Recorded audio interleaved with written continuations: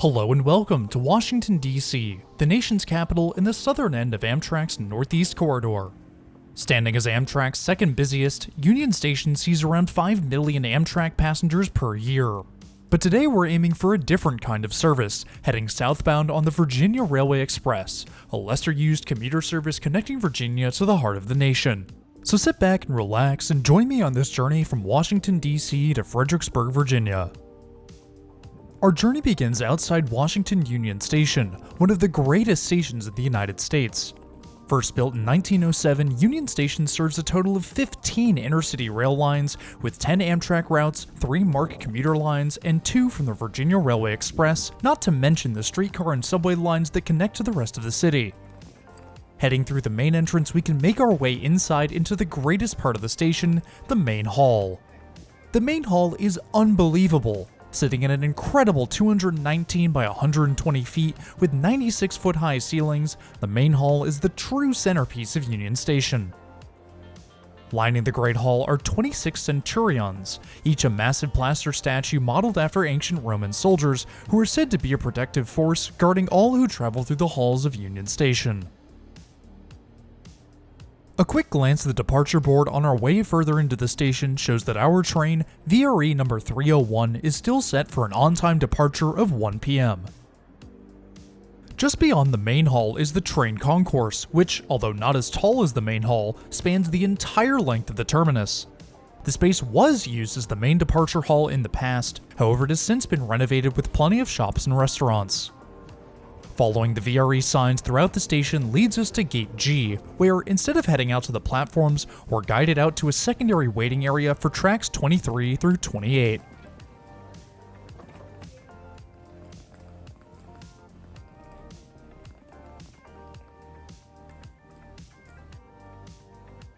Ticketing for VRE is available through the multiple kiosks around the waiting area or online through the VRE mobile app.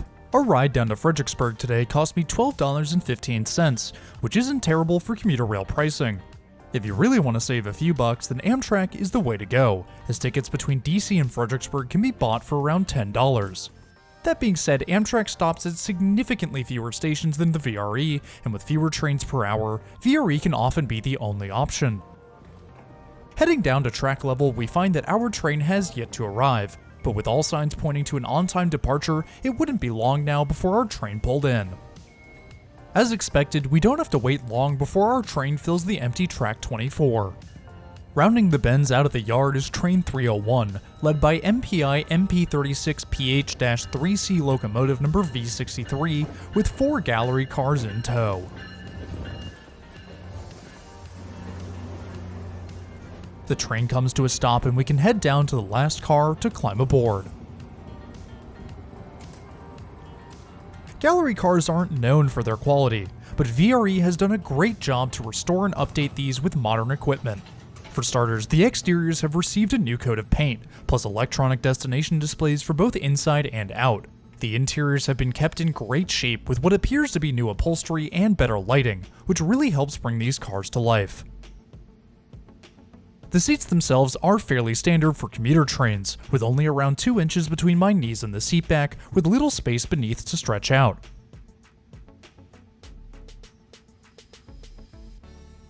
A cool addition to these interiors are the folding cup holders at each seat. The metal frame design makes them sturdy without being too intrusive. Armrests are available in each row and fold down from between the seats. Unfortunately, no outlets are included, however that's to be expected of most commuter trains. The seats themselves can't be adjusted, and there's only a little bit of cushioning on the seat back, but the newer upholstery and well-padded seat bottom makes them more than comfortable for longer rides. One of, if not my favorite feature of gallery cars has to be the window at the end of the train. Because gallery cab cars have the controls on the upper level, the pass-through on the main level is unobstructed and thus allows for some incredible views of the track behind us. Boarding wraps up a little after 1 and soon thereafter our train rolls out of the station, marking the beginning of our 1 hour and 46-minute journey down to Fredericksburg. Our daylight departure is soon plunged into darkness as we leave Union Station behind. The majority of tracks leaving Union Station head north out of the station, but the lower level tracks 23 through 28 are actually through platforms, connecting to the tunnels under downtown, allowing southbound trains to continue on to Virginia. The tunnels aren't as long as those seen in New York and New Jersey, so we're back out into sunlight after only a few minutes in the dark, linking up with the CSX tracks south out of the city. The tracks south out of DC aren't electrified, but the observant among you will have noticed the overhead catenary supports every couple hundred feet, which begs the question, what were they for? These tracks may not be currently electrified, but they were back in the 1940s and 50s when the Pennsylvania Railroad owned the railway. The Pennsylvania Railroad saw the advantages of electrification with the completion of their lines in New York and worked to continue that progress. This culminated in the electrification of their entire eastern seaboard territory, including the freight lines which terminated at Potomac Yard south of DC.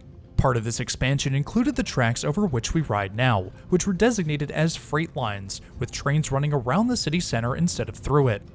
When Amtrak and Conrail took over in the 80s, Amtrak kept the electrification for the corridor, but Conrail dumped the system in favor of diesel-electric locomotives. The power poles now stand dormant, a reminder of the greatness that was full network electrification. The power poles end as we reach the city limits, crossing the bridge over the Potomac.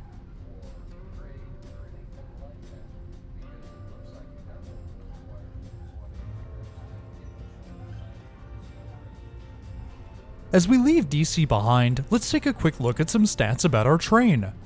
Our train this morning is VRE Fredericksburg train number 301 and is powered by MPI MP36PH-3C locomotive number V63. Each MP36PH is powered by EMD's 645 V16 engine, producing 3,600 horsepower. MP36s are rated for a top speed of 102 miles per hour, but track speeds limit trains to a top speed of 80 miles per hour. VRE operates 2 lines south of DC, covering a total of 90 miles with 19 stations across the network. The shorter of the 2 lines is the Manassas line, running 36 miles from DC to Broad Run with 11 stations. The Fredericksburg line is almost double the length at 60.3 miles, serving a total of 13 stations with one planned to open later this year. Despite only having 2 lines, VRE is ranked 13th in terms of commuter rail ridership in the United States, with 4.5 million riders annually, or around 17,200 passengers per day. It may not seem like a lot, but for such a localized network, it's quite impressive. If you're enjoying the video so far, I would really appreciate it if you hit that subscribe button down below. It's totally free and it really helps support the channel. If you want to go the extra mile with your support, then check out the channel's Patreon. If you want your name in the video, access to exclusive weekly posts, and even the opportunity to vote on future videos, then click the link in the top right or the description below to learn more. Gallery cars have a reputation surrounding them, with most passengers regarding them as some of the worst rail cars in the United States, but I think VRE is an exception among offenders. The interiors of these gallery cars look great, and are way more comfortable than those on Caltrain and Metra, plus they don't feature the strange green windows that Metra has. The coolest feature of the interiors of these and other gallery cars are the upper levels, which feature single aisle seats on either side, allowing for conductors to easily check tickets and monitor passengers without having to move up and down stairs. These seats are virtually identical to those downstairs, with the same 2 or 3 inches between my knees and the seat back. The cup holder is again included on the seat back, but there are no other at-seat amenities to speak of. There's plenty of storage on gallery cars with a luggage rack for upstairs and downstairs passengers. Be careful storing your valuables upstairs though, as there's one rack for both sides of the train, so it's possible for another passenger on the opposite side to snag your belongings on their way out. The beginning of our route down south runs parallel to the DC Metro blue and yellow lines to Alexandria, with the blue line continuing on until Franconia Springfield. The DC Metro is a great alternative to the VRE for passengers traveling within the bounds of the network, but for commuters with longer journeys or passengers who just want a faster ride, then sticking with VRE is the best option. Speaking of alternatives to the VRE, Amtrak is yet another service that runs a similar route. Tickets are around the same price for the distance traveled, but services are less frequent with only a fraction of the stations.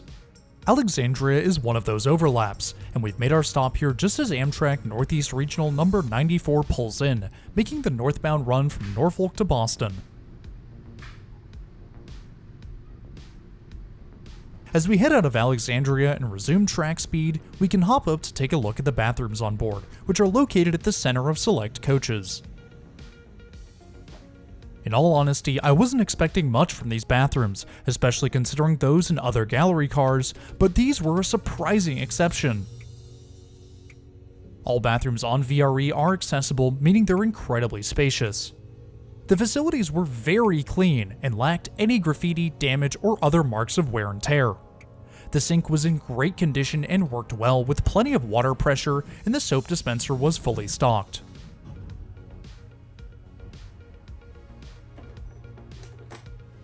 A feature I did not expect to see was a Dyson Airblade hand dryer. Most commuter trains around the US, and really the world too, use paper towels, but VRE has opted for a greener, cleaner solution, and I'm all for it. Overall, this has to be a 9 out of 10 bathroom for me. It loses a point because, well, it's still in a gallery car, but everything about it is amazing. Props to VRE for such an incredible amenity. The gray of the city is replaced by the beautiful green of the Virginia countryside, with trees lining the tracks behind us. The tracks soon reach the banks of the Potomac, the trees giving way to the waters beyond.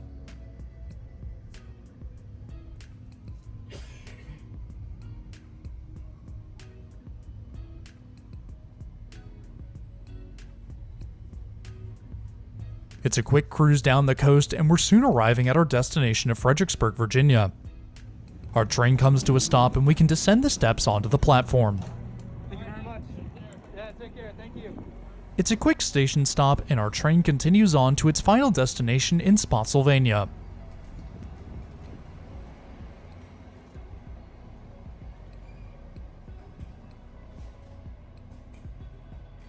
Before we make our way out of the station to end today's video, a rather unexpected train rounds the corners through Fredericksburg.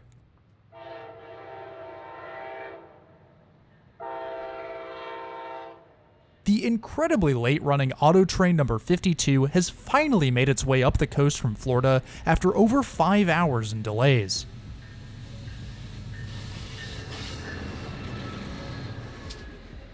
Running a total of 855 miles between its only 2 stops in Lorton, Virginia and Sanford, Florida, AutoTrain is the only rail service in the US where you can bring your car with you to your destination.